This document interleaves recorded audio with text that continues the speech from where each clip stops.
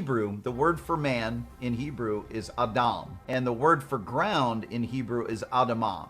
So in the Hebrew, it's almost a pun that Adam came from the Adamah. He came from the mud, and we can see that even the chemical makeup of our bodies is very similar to dirt. But God breathed His life into us. He breathed His spirit, so we became a living being.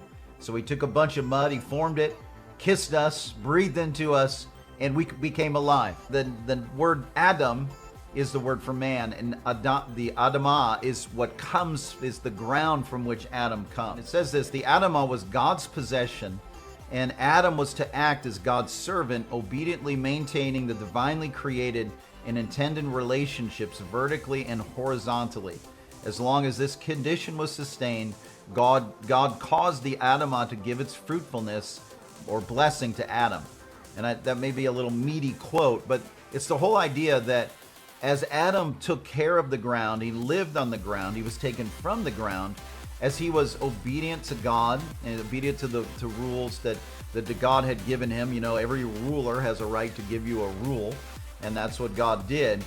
And as long as Adam was in obedience with the Father, the ground then would give Adam a blessing, would be fruitful to him. And I'll show you how it happened. Because what happened when Adam, this is interesting, but when Adam violated God's rule and took from the tree of the knowledge of good and evil, what happens to them? It says this: the resulting curse of Adam failing to maintain covenant with God began as the Lord God, or God Yahweh, banished him from the Garden of Eden to work the ground from which he had been taken. So previously to Adam sinning, it's like there wasn't this thing called toil in his work. He gladly took from the ground. I mean, it's not that he didn't work, but there wasn't what we call is fruitless labor, which is called toil.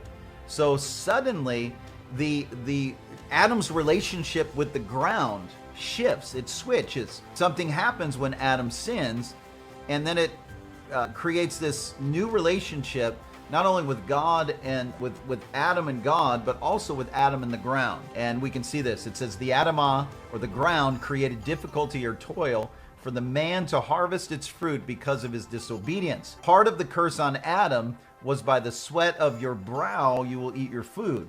So before, the ground freely gave Adam food, but now there was more difficulty. Adam had to work with toil. And then we can see that when Adam's descendants, at the murder of Abel, put Cain under a second curse. So Adam took from the tree of the knowledge of evil, good and evil, but then Cain killed Abel, and it says it put Cain under another curse, one of greater severity than the curse put on Adam. The curse on Cain stated, when you work the ground, it will no longer yield its crops for you.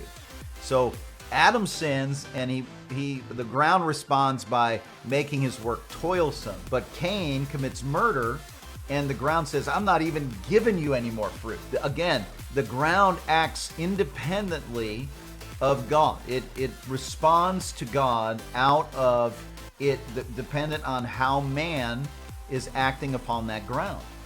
And this is something that will continue to show you how the ground interacts with man according to how he is responding to God himself.